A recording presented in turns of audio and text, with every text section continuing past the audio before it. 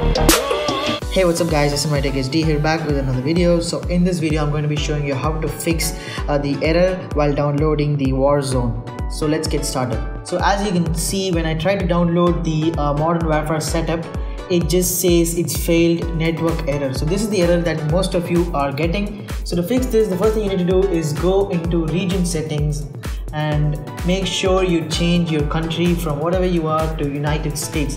Make sure you change your system region to United States. And the second step you need to do is go to the website to download Warzone.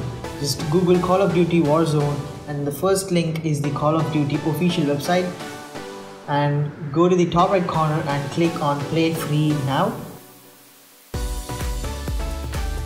And here you'll see three options. Before downloading, change the current region from your region to United States. So when you change it to United States, you can just go ahead and download the file, and the file will be successfully downloaded without having to get interrupted or without having to get any other errors while downloading. So as you can see, I've successfully downloaded the file. You can just go ahead and install the Warzone on your PC. So thank you for watching my video guys. I hope this video helped. Please give it a thumbs up and subscribe to the channel for more tech videos.